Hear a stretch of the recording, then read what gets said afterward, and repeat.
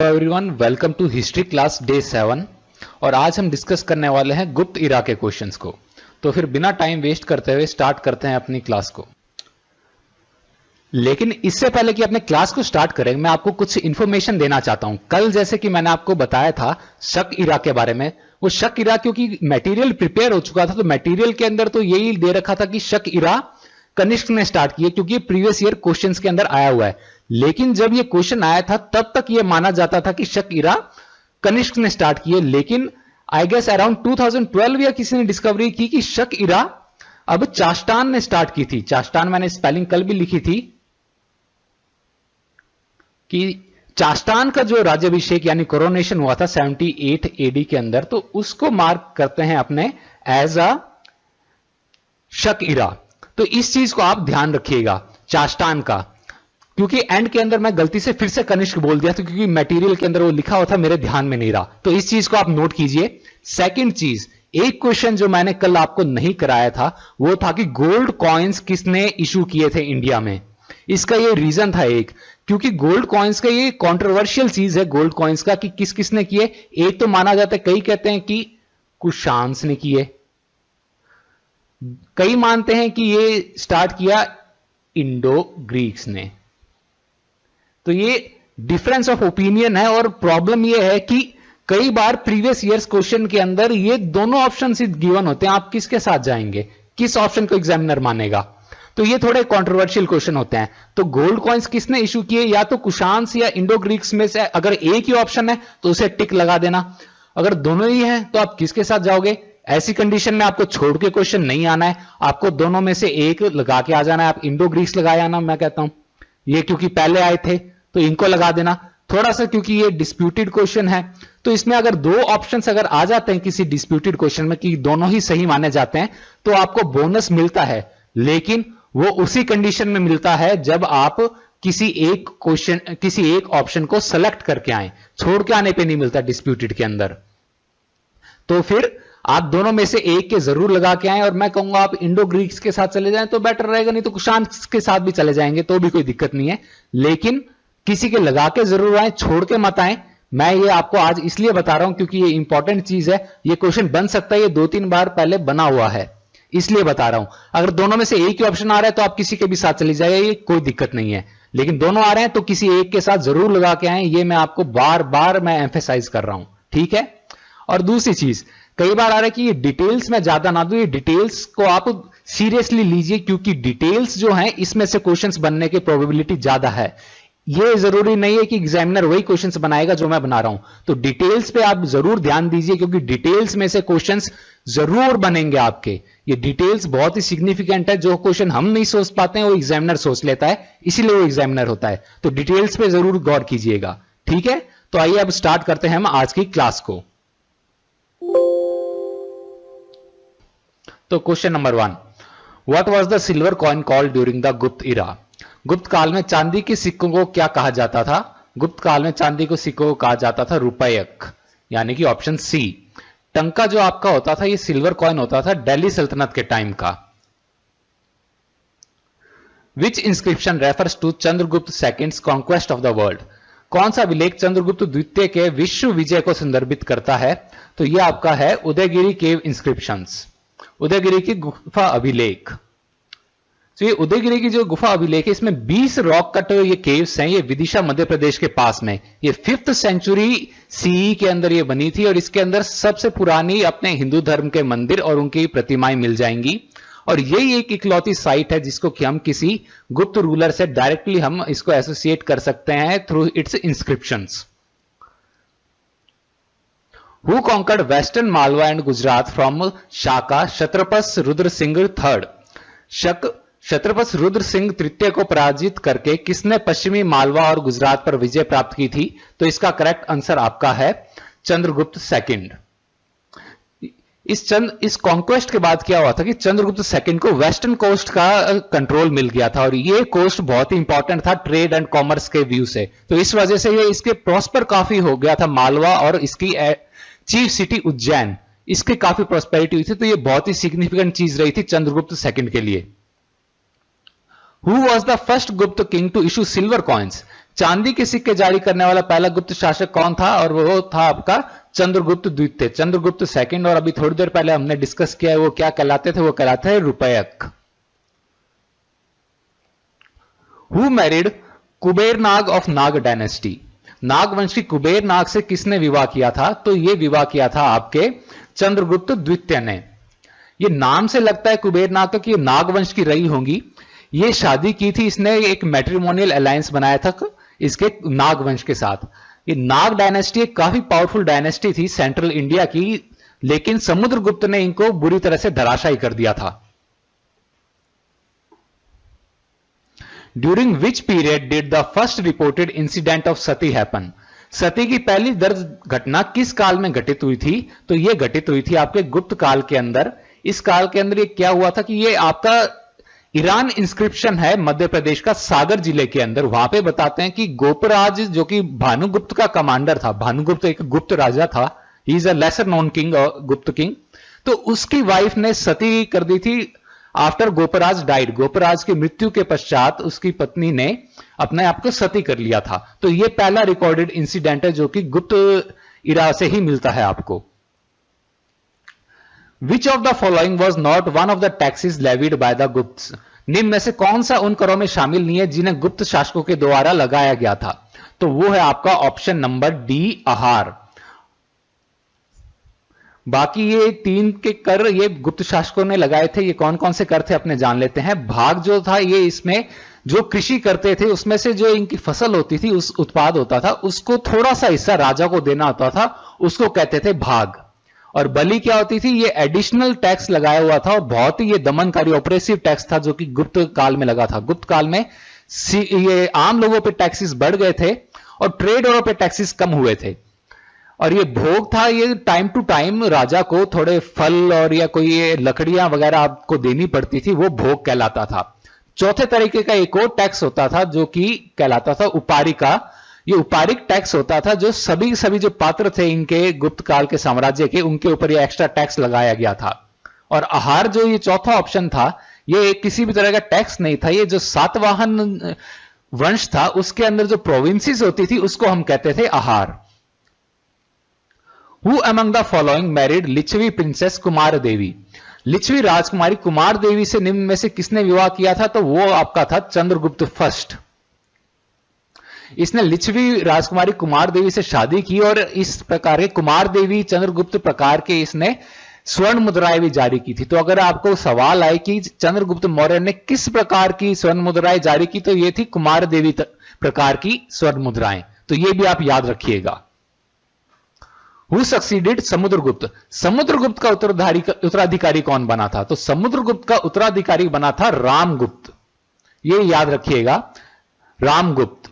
तो ये विशाख दत्त की बुक देवी चंद्रगुप्तम के अकॉर्डिंग रामगुप्त बना था उत्तराधिकारी समुद्रगुप्त का समुद्रगुप्त की मृत्यु के पश्चात। लेकिन ये खुद अपने आप में एक बहुत बड़ा कायर था।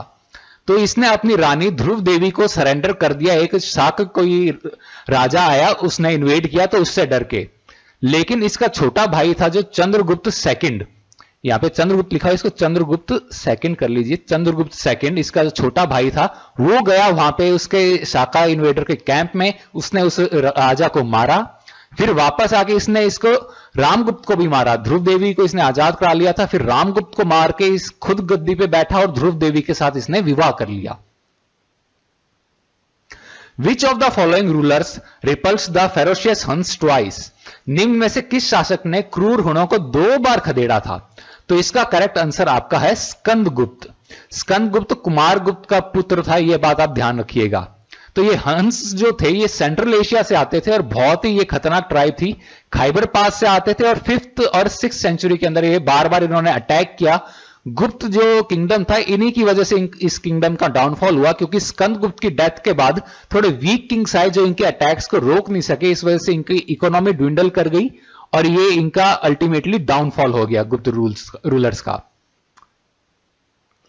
Who among the Gupta rulers reconstructed the Sudarshan lake? निम्न में से किस गुप्त शासक ने सुदर्शन झील का पुनर्निर्माण करवाया था? अब ध्यान रखिए, मैं यहां पे बात कर रहा हूं रिकंस्ट्रक्शन यानी कि पुनर्निर्माण का। कंस्ट्रक्शन किसने करवाया था? चंद्रगुप्त मौर्य ने। रिकंस्ट्रक्शन किसने कराया? रिकंस्ट्रक्शन करवाया था आपका स्कंदगुप्त ने। स्कंदगुप्त ने सुदर्शन लेक कराया। सुदर्शन लेक कहां पे है? ये एक गिरनार हिल सौराष्ट्र के अंदर है, उसके बीच के अंदर पड़ती है, और चक्रपालित ने इसकी मरम्मत कराई थी स्कंदगुप्त के कहने पे। Who was the first Gupta king to adopt the title of Maharaja Dhiraj? Maharaja Dhiraj की उपाधि ग्रहण करने वाला सबसे पहला गुप्त शासक कौन था? तो वो था आपका चंद्रगुप्त प्रथम। Virasena was commander in chief of which of the following Gupta rulers? Virasena निम्न में से किस गुप्त शासक का प्रधान सेनापति था? तो वो प्रधान सेनापति था आपके समुद्रगुप्त का। समुद्रगुप्त का एक कमांडर इन चीफ रहा था आपके सदर्न कैंपेन, जो इस दक्षिण की तरफ जो इसके कैंपेन थे उसके अंदर। During whose reign did Meghavarman the ruler of Sri Lanka send missionary for permission to build a Buddhist temple at Gaya? Sri Lanka का शासक था मेघवर्मन, उसने किसके शासनकाल के अंदर ये बौद्ध धर्म प्रचारक भेजे इस बात की अनुमति लेने के लिए कि गया में एक बौद्ध मंदिर बनाया जा सके? तो वो आपका आंसर है डी, समुद्रगुप्त।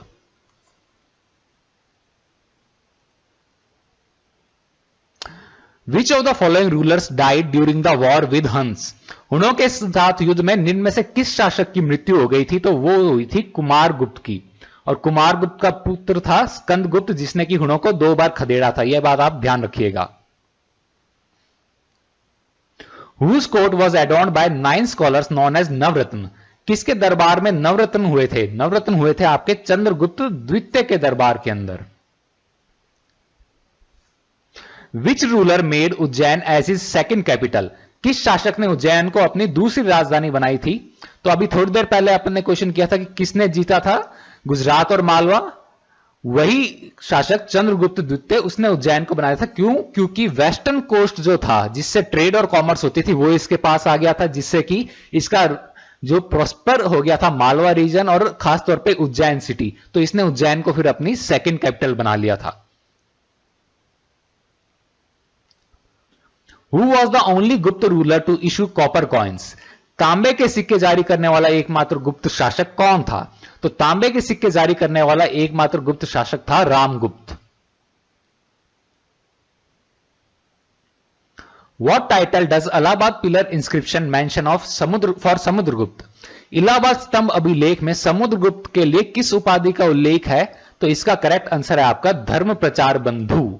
धर्म प्रचार बंधु इसका मतलब है holder of the rule of the brahmanical religion. To which caste did the Guptas belong? Gupta शासक किस जाति से थे? तो ये तो सिंपल क्वेश्चन है, हर कोई कर लेगा, ये वैश्य जाति से थे। Over 2 meter high bronze images of the Buddha from Gupta period had been recovered from which site? Buddha की 2 मीटर से अधिक ऊंची ये गुप्त कालीन कांस्य की प्रतिमाएं किस स्थान से प्राप्त की गई हैं? तो वो प्राप्त की गई हैं आपके भागलपुर से। भागलपुर आपका कहां पे पड़ता है? भागलपुर आपका पड़ता है बिहार के अंदर, तो ये याद रखिएगा। Who was the only Gupta ruler to assume the title of Sarvarajochchheta? सर्वराजोच्चेत की उपाधि धारण करने वाला एकमात्र गुप्त शासक कौन था? तो वो आपका था समुद्रगुप्त। और इसका मतलब क्या होता है? इसका मतलब होता है सभी राजाओं को धराशायी करने वाला, उनको पराजित करने वाला। Which Brahmanical image was carved at Udayagiri caves? Udayagiri की गुफाओं में कौन सी ब्राह्मणवादी प्रतिमा तराशी गई थी? तो वो थी आपकी option number A, the great bore, यानी कि विशाल सुअर। Among the precious stones, the most extensive foreign trade during the Gupta age was that of? गुप्त काल के दौरान कीमती पत्थरों में से निम्न में से किसका विदेशी व्यापार सबसे अधिक व्यापक रहा था? वो था आपका मोतियों का, यानी pearl, option C. The first Indian ruler to be shown in images as wearing a dress akin to trousers is? वह पहला भारतीय शासक कौन सा था जिसको तस्वीरों या प्रतिमाओं में दिखाया गया कि वो पतलून जैसी कोई चीज उसने पहनी हो? तो इसका करेक्ट आंसर आपका था ऑप्शन नंबर सी, कनिष्क।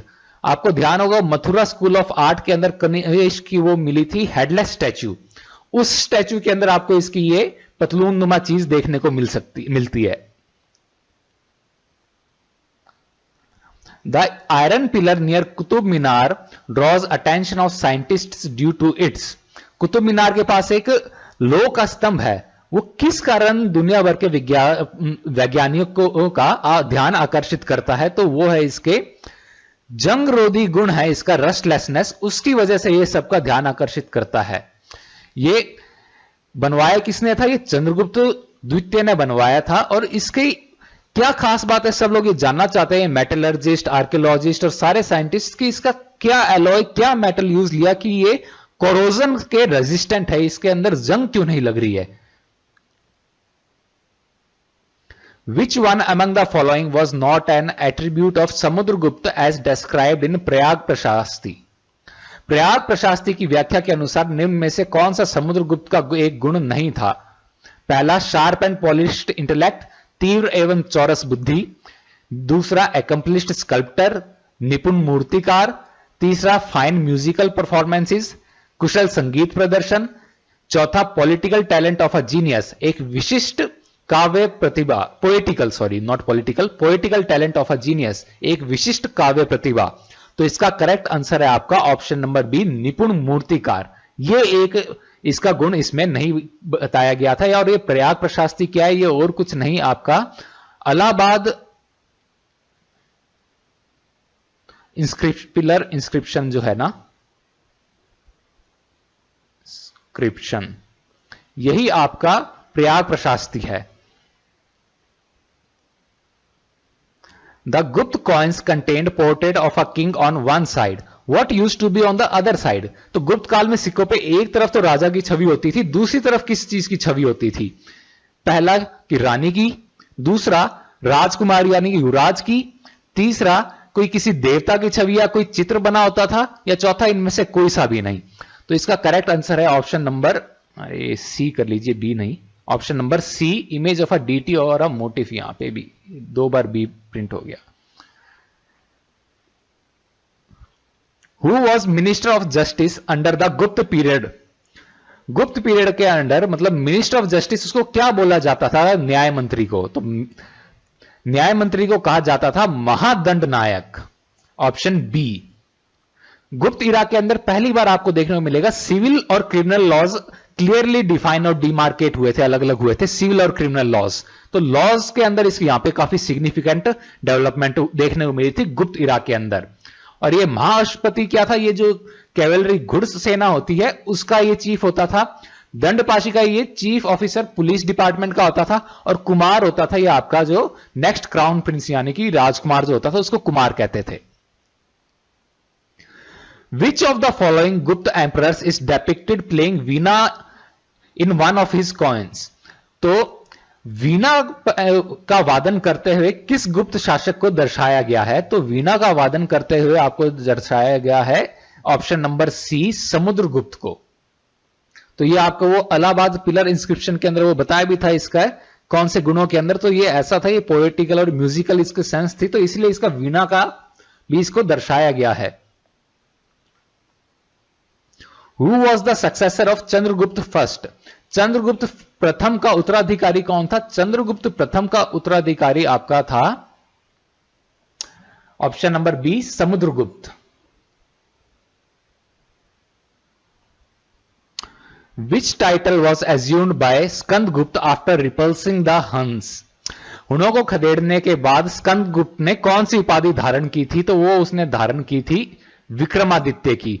ये बात ध्यान रखिए, विक्रमादित्य वरना किसको कहा जाता है? Chandragupta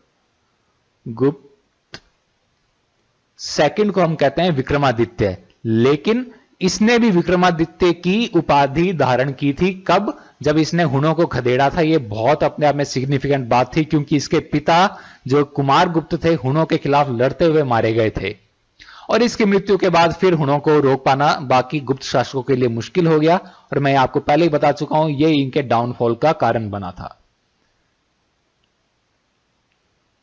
name the state Chandragupta first got in dowry from the Licchavis. Chandragupta प्रथम को कौन सा राज्य लिच्छवी से दहेज में मिला था? तो वो आपका आंसर है बी, पाटलिपुत्र।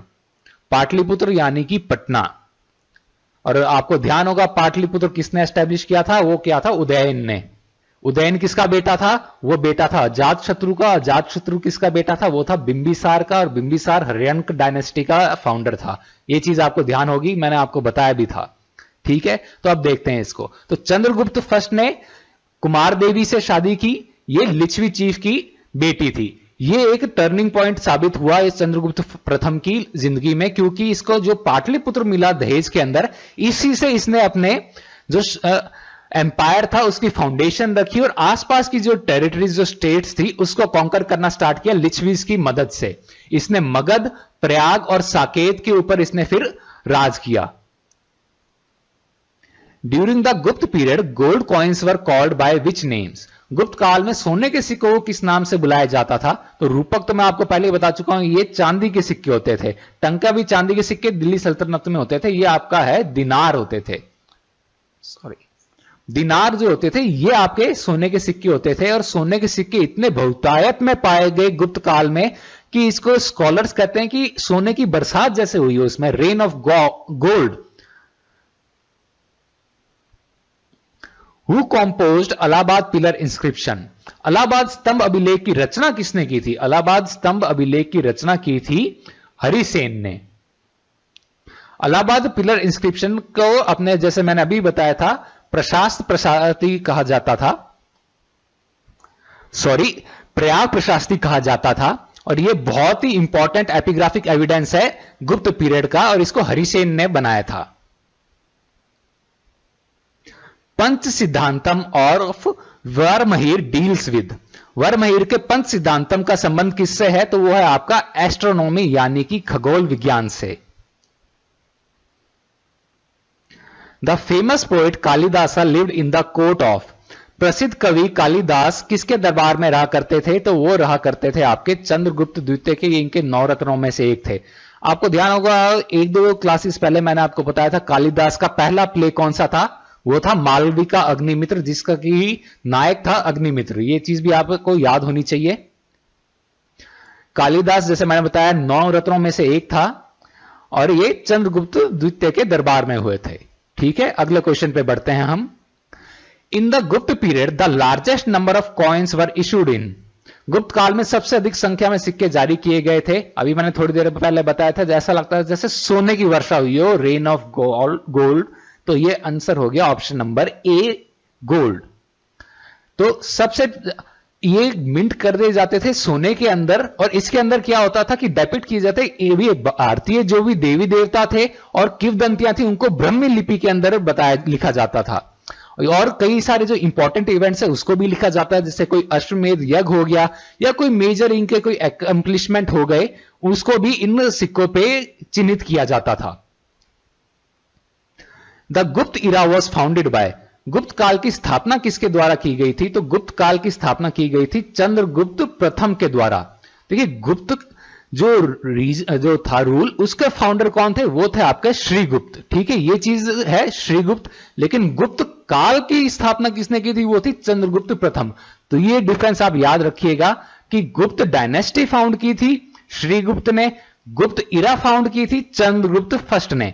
गुप्त इरा आपकी स्टार्ट कब से होती थी? ये हुई थी आपकी 26 फरवरी 320 एडी से, और यह माना जाता है इसी टाइम पे तभी इसका चंद्रगुप्त प्रथम का राज्याभिषेक हुआ था। चंद्रगुप्त प्रथम ये बहुत ही महान राजा माना जाता है इसका गुप्त काल का, और इसने अपना कई सारे पावरफुल फैमिलीज थी उनके साथ इसने अलायंसेस बनाए थे। ये गंगा जो क्षेत्र है, गैंजेस रीजन, इसके अंदर।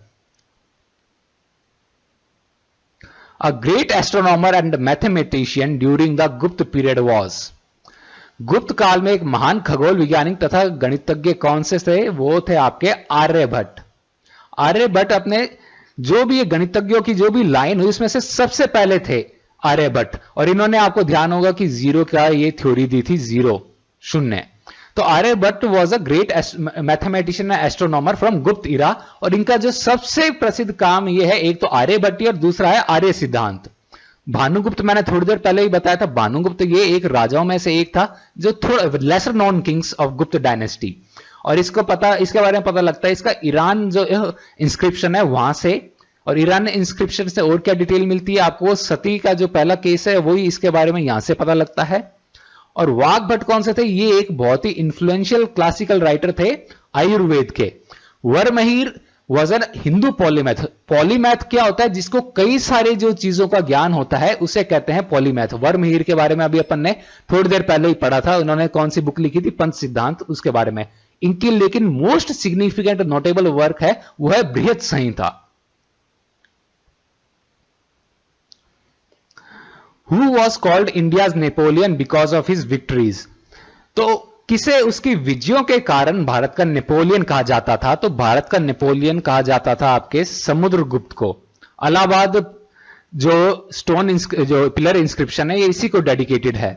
समुद्रगुप्त ये चंद्रगुप्त फर्स्ट का सक्सेसर था और ये one of the greatest military geniuses consider किया जाता है by historian V A Smith, इसलिए इसको इंडिया का नेपोलियन कहते हैं। अच्छा, नेपोलियन के लिए आपको ध्यान होगा, नेपोलियन ने एक मेजर लड़ाई जो हारी थी वो थी, कहां पे हारी थी? वो हारी थी वाटरलू में।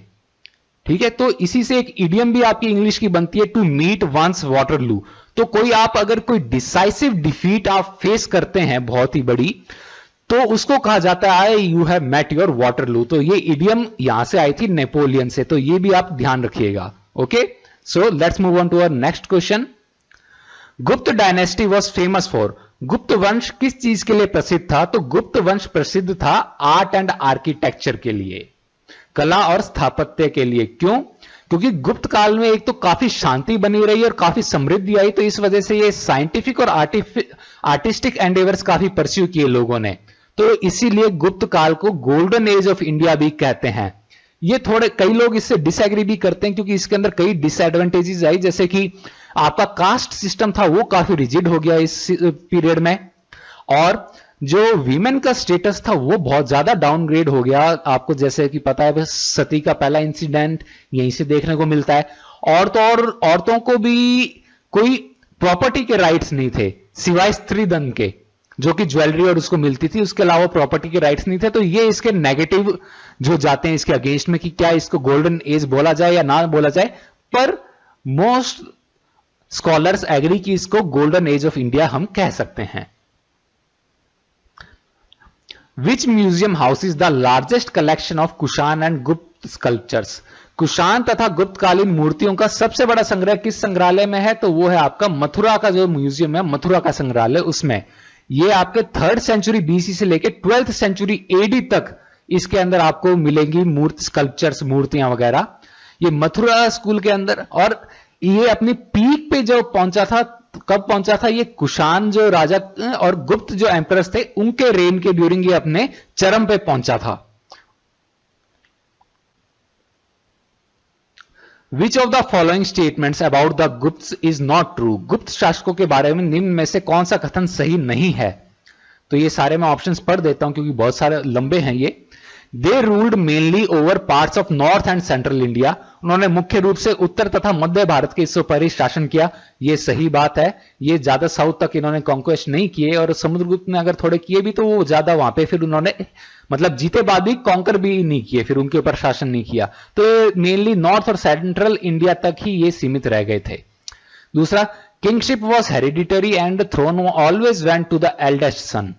ये गलत है, ये मतलब ये ट्रू नहीं है, क्योंकि ये हेरिडिटरी तो चलो था लेकिन इसमें एक्सेप्शंस भी देखने को मिलते थे। कई बार तो ऐसा भी होता था नोबल्स और जो होते थे वो भी इलेक्ट कर लेते थे किंग को। तीसरा, the judicial system was far more developed than in earlier times. तो ये तो सही बात है, जैसा कि पहली बार डिमार्केट हुए थे सिविल और क्रिमिनल लॉज, आपने देखा था, तो ये भी सही है। और ये चीज मैंने ऑप्शन डी आपको पहले ही बता दिया था, लैंड टैक्सेस इंक्रीज हुए थे और taxes on trade and commerce decrease हुए थे, कि ट्रेड एंड कॉमर्स बढ़िया इस काल में देखने को मिला, लेकिन बाकी टैक्सेस इंक्रीज हुए थे। टैक्सेस के बारे में मैंने आपको पहले बताया भी था, वो 4 टैक्सेस कौन से थे। तो ये देखें, though succession to the throne was generally hereditary, the eldest son succeeding his father, there were exceptions to this rule. Sometimes kings were even elected by nobles and councillors.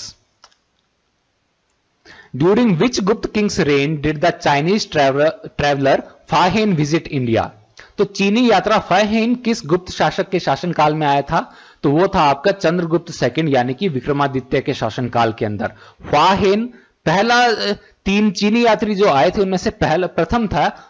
फाहेन के बाद आया था आपके हेनसांग और उसके बाद आए थे इशिंग। हेनसांग आया था हर्षवर्धन के टाइम में। तो ये सारे किस लिए आए थे? ये नॉलेज ज्ञान के लिए, ये हस्तलेखों के या फिर कोई प्रतिमाओं की जो सर्च करने के लिए ये आते थे। और ये किस लिए आते थे? क्योंकि इनका बुद्धिज्म में इंटरेस्ट था, क्योंकि बुद्धिज्म चाइना में फैल चुका था। ये अपने पिछली या उससे पिछली वीडियो में मैं आपको बता चुका हूं। Whose achievements are recorded in the Allahabad pillar inscription? तो ये हम ऑलरेडी डिस्कस कर चुके हैं। ये किसके बारे में था? ये समुद्रगुप्त के बारे में था। और इसको क्या कहते थे? अपने प्रयाग प्रशस्ति कहते थे इलाहाबाद पिलर इंस्क्रिप्शन को। ये नाम आप याद रख लीजिएगा। ये क्वेश्चन बन सकता है कि इलाहाबाद पिलर इंस्क्रिप्शन को क्या कहा जाता था, या फिर प्रयाग प्रशस्ति कौन सा पिलर इंस्क्रिप्शन था। Which of the following was not a part of the Navaratna at विक्रमादित्य's कोर्ट? निम्न में से कौन विक्रमादित्य के दरबार में नवरत्नों में से शामिल नहीं था? तो वो आपका आंसर है आपका सूरदास। सूरदास आपके 16th सेंचुरी के अंदर हुए थे। 16th सेंचुरी एडी के अंदर आपके हुए थे सूरदास। और सूरदास ये आपको पता है हिंदू डिवोशनल पोएट और सिंगर थे। ये ब्लाइंड थे और भगवान कृष्ण के ये भक्त थे। इन्होंने सूर सागर लिखी थी ऐसा कहा जाता है, लेकिन ये कई लोग मानते हैं कि बाद के जो कई सारे पोइट्स उन्होंने सूरदास के नाम से कविताएं लिखी थी। Which of the following literary works belongs to the classical Sanskrit literature? निम्न में से किस साहित्यिक कृति का संबंध शास्त्रीय संस्कृत साहित्य से है? तो यह है आपका मेघदूतम। मेघदूतम किसने लिखी थी? कालिदास। कालिदास आपको पता है नवरत्नों में से एक थे चंद्रगुप्त द्वितीय के। कालिदास ने और भी बुक लिखी थी। वो कौन सी लिखी थी? अभिज्ञान, शकुंतलम और कुमार संभवम। तो ये बुक्स और इनकी ध्यान रखिएगा कालिदास की। और कालिदास का पहला प्ले मैं आपको ऑलरेडी बता चुका हूं 2 बार। Nalanda university was a great centre of learning specially in. Nalanda विश्वविद्यालय शिक्षा का एक प्रसिद्ध केंद्र था, विशेष रूप से किसका? तो वो था आपका बौद्ध धर्म का। नालंदा एक बहुत ही हायर एजुकेशन का बहुत ही माना हुआ सेंटर था, यूनिवर्सिटी थी, और one of the oldest universities में से एक थी। नालंदा को किसने फाउंड किया था, एस्टेब्लिश किया था? ये आपको किया था कुमारगुप्त ने। और इसको क्या 1197 के अंदर ये बख्तियार खिलजी ने इसको तबाह कर दिया था। इसके ऊपर अटैक्स पहले भी हुए थे, लेकिन ये क्योंकि यूनिवर्सिटी उस टाइम तक डिक्लाइन पे आने लग गई थी, तो बख्तियार खिलजी के अटैक के बाद ये पूरी तरह से फिर खत्म हो गई थी नालंदा यूनिवर्सिटी। तो फिर किसने इसको बनाया था? इसको बनवाया था कुमारगुप्ता फर्स्ट ने। What inspired the paintings of Ajanta? Ajanta के चित्र किससे प्रेरित हैं? तो वो आपके प्रेरित हैं कंपैशनेट बुद्धा, दयालु बुद्ध से। अजंता की गुफाएं औरंगाबाद के अंदर है, महाराष्ट्र के अंदर। इसके अंदर 30 रॉक कट जो मॉन्यूमेंट्स है जो कि 2nd सेंचुरी बीसी से 600 सीई तक आपके बनाए गए थे। केव्स के अंदर पेंटिंग्स मिलती हैं बुद्धिस्ट रिलीजन से रिलेटेड। तो फिर ये मैंने शायद आपको कल भी बताया था कि नहीं, कि ये बुद्धा रिलेटेड आपको वहां पे मिलती है। जातक कथाएं वगैरह और इनसे रिलेटेड किंवदंतियां वहां पे आपको अजंता की गुफाओं में मिलेंगी। ठीक है, तो आज की क्लास में इतना ही था। आई होप आपको मजा आया होगा। तो मिलते हैं कल नेक्स्ट क्लास के अंदर। कल हम डिस्कस करेंगे ये हर्ष पीरियड, और ये शायद उसके साथ ही मैं आपका कवर कर लूंगा आपका जो संगम पीरियड है इसको भी। ठीक है, तो कल मिलते हैं। Thank you.